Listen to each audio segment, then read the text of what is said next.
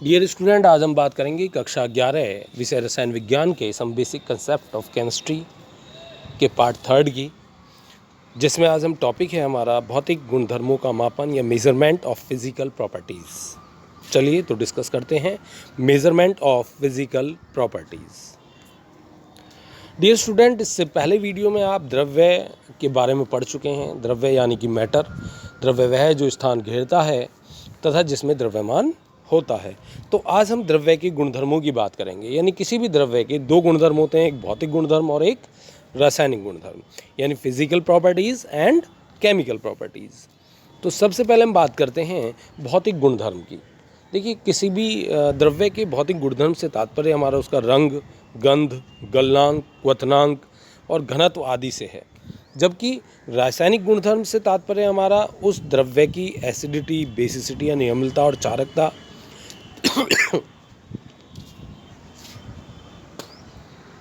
दहनशीलता आदि। भौतिक गुणधर्मों का मापन। माना किसी कमरे की लंबाई 6 मीटर है। अब यदि हम किसी का मापन करते हैं भौतिक गुणधर्म का, तो कैसे करेंगे? हाँ, मान लीजिए सपोज कीजिए आप किसी कमरे को मेज़र कर रहे हैं, उसकी लेंथ को मेज़र कर रहे हैं, तो वो लेंथ मेज़र हो गया 6m। तो यहाँ पर ये जो 6 है, यहाँ ये जो 6 है हमारा, वो एक संख्या है। और जबकि यदि हम इस m की बात करें तो ये मीटर, ये जो m है ये मीटर को व्यक्त करता है और ये एक इकाई है। यानी जनरली यदि आप किसी भी चीज़ का मेज़रमेंट करते हैं तो वहाँ दो चीज़ होंगे, एक संख्या होगी यानी एक अंक होगा, नंबर होगा, और वहाँ पर एक यूनिट होगी। तो उस यूनिट से ही हम उसका पता लगा सकते हैं कि ये कितना लेंथ में है और कितना, मतलब इसकी डिस्टेंस थोड़ी है या ज़्यादा है।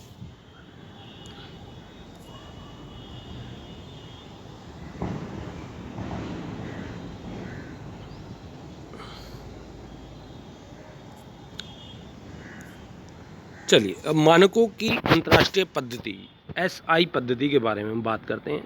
देखिए, SI पद्धति में 7 आधार मात्रक हैं। ये मात्रक 7 आधारभूत वैज्ञानिक राशियों से संबंधित हैं।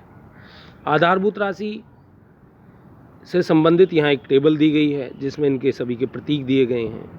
जैसे लंबाई को हम रिप्रेजेंट करते हैं L से, और SI यूनिट में जो इसका मात्रक है वो मीटर है और प्रतीक है इसका स्मॉल m।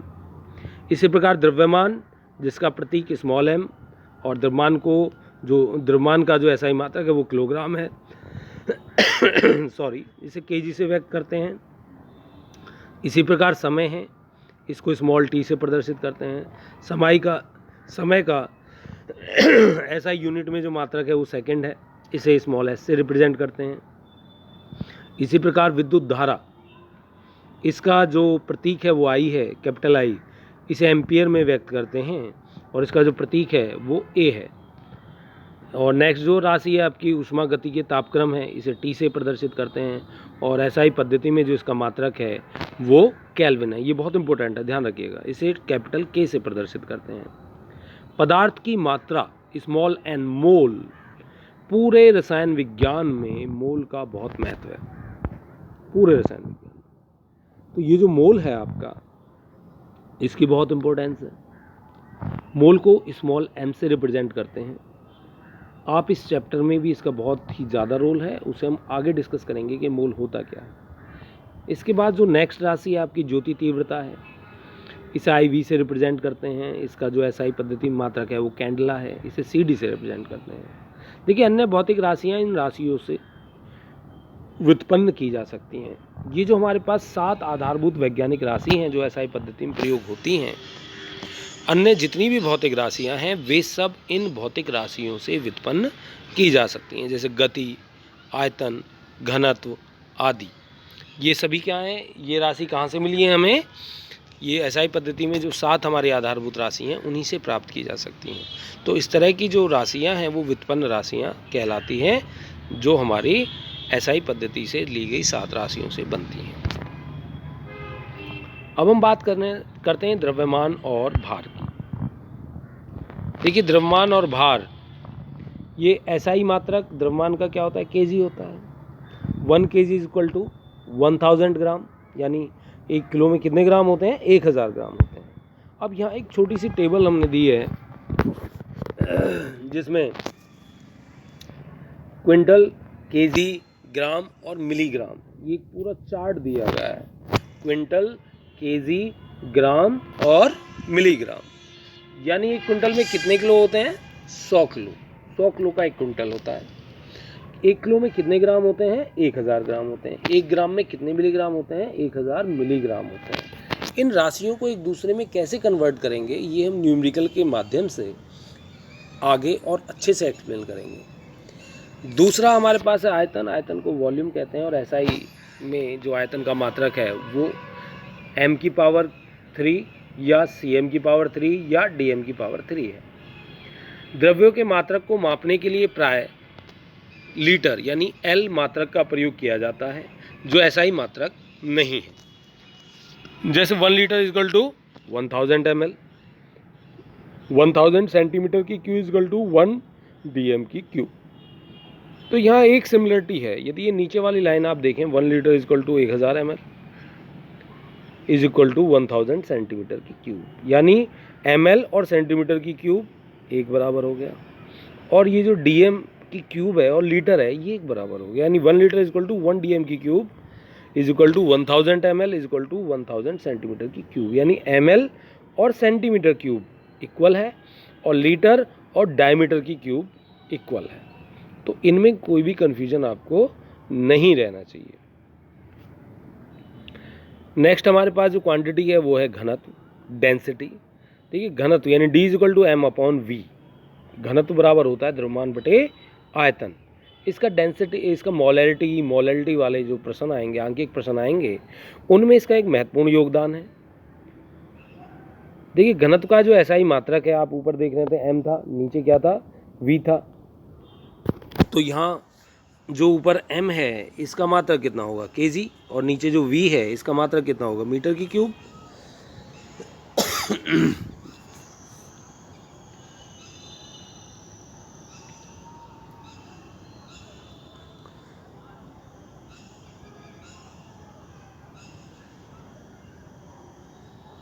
अभी वॉल्यूम का जो हमने देखा था,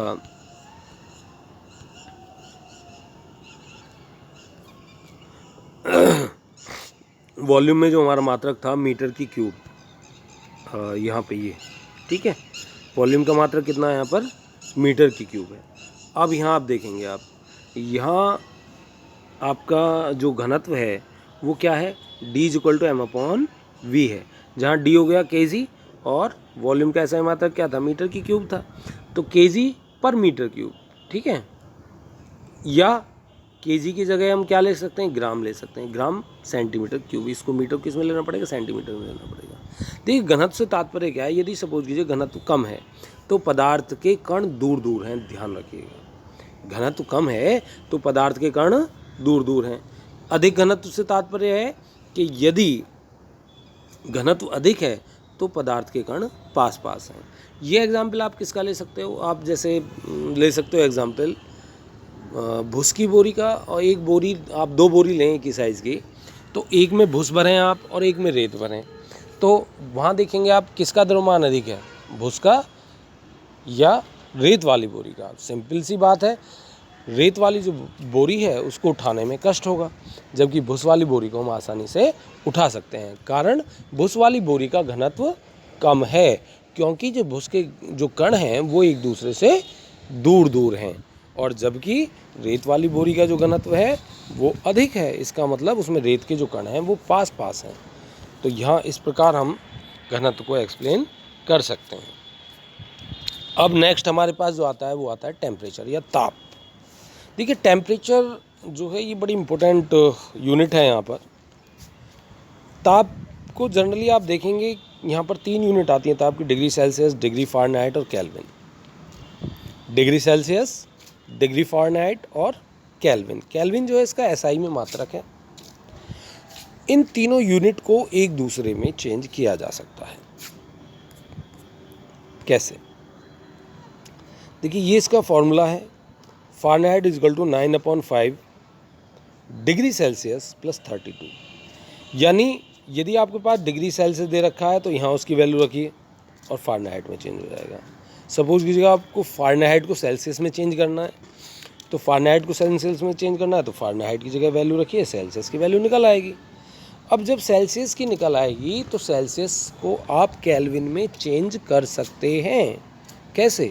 केल्विन इज इक्वल टू होता है 0 डिग्री सेल्सियस पर 273.15 या 0 डिग्री सेल्सियस पर 273, यानी जो तापक्रम सेल्सियस में नोट किया गया है यदि उसमें 273 ऐड कर दिया जाए तो तापक्रम को केल्विन में बदला जा सकता है। ये बहुत ही इंपॉर्टेंट चीज़ है। रसायन विज्ञान में सामान्यतः जो प्रश्न आते हैं उनमें ताप को डिग्री सेल्सियस में दिया जाता है और उन्हें हमको केल्विन में चेंज करना पड़ता है। यानी डिग्री सेल्सियस के तापमान में 273 ऐड कर दिया जाए तो हमारे पास क्या आ जाएगा? केल्विन आ जाएगा।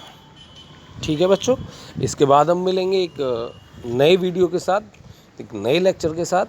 तब तक आप इस वीडियो को ध्यान से देखें, अपनी नोटबुक में नोट करें और जिन बच्चों ने अभी तक इस चैनल को सब्सक्राइब ना किया हो तो वो इस चैनल को सब्सक्राइब करें और इस वीडियो को देखने के बाद इस वीडियो को लाइक भी करें, जिससे कि आपको आने वाली जितने भी वीडियो हैं वो सब जैसे ही अपलोड हो चैनल पर तुरंत आपको मिल जाए। धन्यवाद।